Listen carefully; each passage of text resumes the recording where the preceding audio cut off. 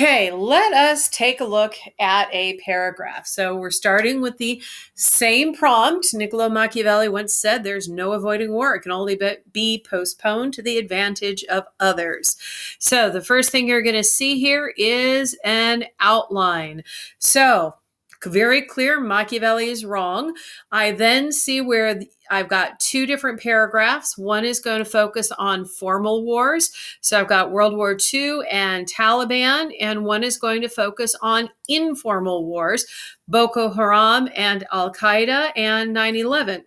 So ending with Al Qaeda and 9/11 definitely feels strong because that's something that's going to have a lot of emotional resonance with an American audience.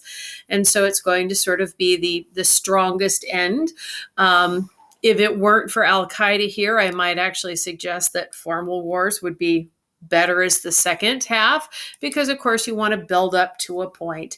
But I can see that this is progressing, and I can see that organizationally there is a difference between the two body paragraphs. So outline does not have to be any more formal than this.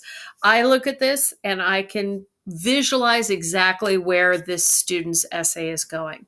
So I'm now going to expect one of these two paragraphs to be developed. It's sort of up to the students which one. So let's take a look. Niccolo Machiavelli. First of all, please, please, please, I beg of you guys, double space crap. Way easier to read. Okay, going back up. Niccolo Machiavelli states the undeniable truth that war is unavoidable, but has the misconception that delaying war will always lead to the advantage of one's opponent. I kind of sort of don't like this because this is something that should be in the introduction. But I can understand if you don't have an introduction, your gut says that you just want to drop it into the body paragraph. Okay, I'll live with it. Untrue. Ooh, I like that. Very powerful. It's like, bam, this is my thought. Untrue. Many formal wars prove this. Okay, what is this?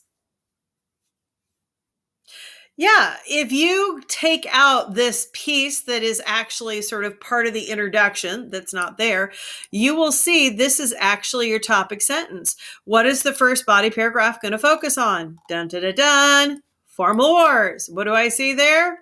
Formal wars. That's why this is a topic sentence. Okay, in the Battle of Dunkirk, Churchill and his British army postponed the war by escaping, allowing them time to boost their morale and recruit assistance through Churchill's speech. What is that? Yep, that is evidence.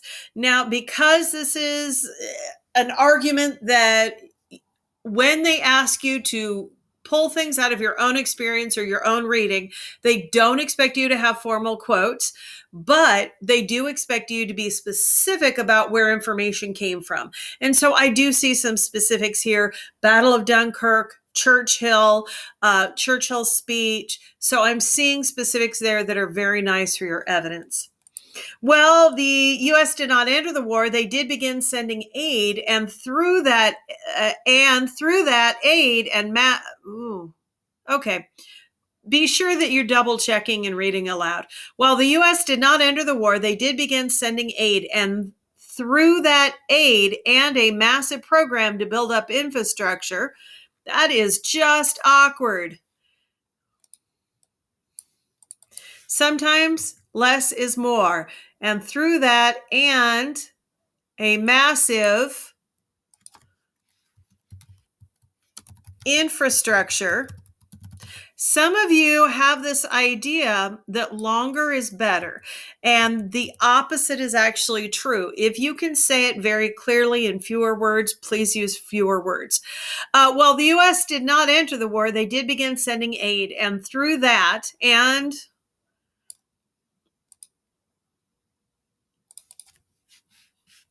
through aid and a massive infrastructure program, England laid the foundations of a victory against German forces. What is that? Yeah, that's more specific evidence.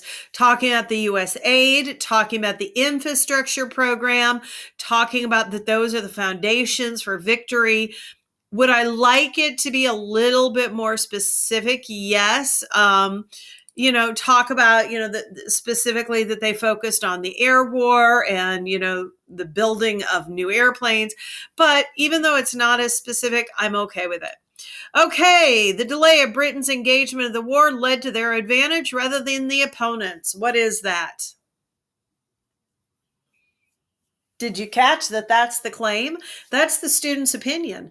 And the claim can come after the evidence. That is fine. Without this delay, Britain's army could have suffered catastrophic losses, causing them to surrender. What is that? Now we're starting to get into commentary a little bit. You're doing some cause and effect, a little bit of contrast. Look, this would have caused catastrophic losses if something different had happened. Additionally, the postponement of war gave the British forces time to reform. You already said that.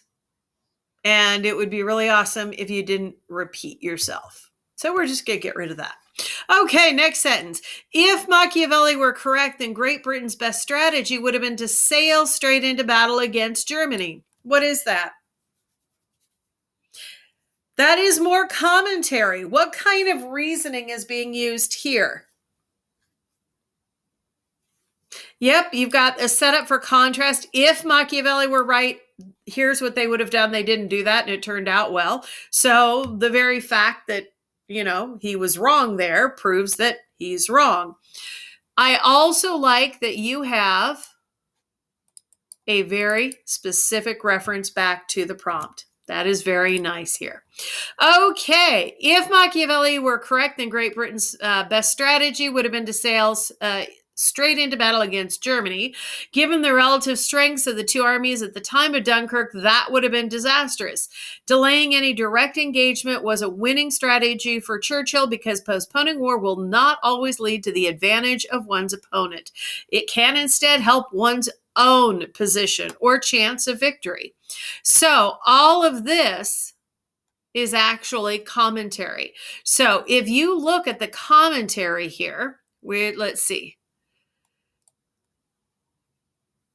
If you look at the commentary here compared to the evidence, you can see that the commentary is carrying this argument. Now, would I like a little bit more specificity in the evidence? Yes, but there's a nice balance here because the emphasis is, in fact, on the student's argument. However, this truth is not limited to history. There's your transition. So I know we're not going to do history. In Afghanistan, the Taliban, or as they call themselves, the Mujahideen, was pushed out of power after the United States invaded. What is that? That's evidence. That is straight up evidence that that they were pushed out of power. Okay, if they had followed Machiavelli's advice, we're tying very strongly to the prompt, they would have gone directly back into battle. If they had done so, the U.S. could have identified all Taliban members and quickly eliminated the group. There is your contrast. That didn't happen. Instead, those fighters postponed the war and worked in the shadows, striking only when they could do damage without being seen. They delayed open engagement until after the United States had grown so weary of the constant insurgency that they withdrew. What is that? Hopefully you spotted that is more evidence. So here the commentary is split up a bit. You have a fact that they were pushed out. If they had followed Machiavelli's advice, they would have been screwed. Then it talked about what they did after getting pushed out, and I expect to then see more commentary. This delay was a significant part of their strategy, one that proved successful. Cause and effect. This proves Machiavelli incorrect. Reference back to the prompt. So those who believe war can only be postponed to that is feeling like closure there. Why does it feel like closure? Because I see a closing transition and I see reference to the topic more generally. So those who believe that war, because now we're not talking about just the Taliban or just World War II, we're talking about it in more general terms. So those who believe that war can only be postponed to the advantage of others have disregarded the fact that postponement can actually help one's position and lead to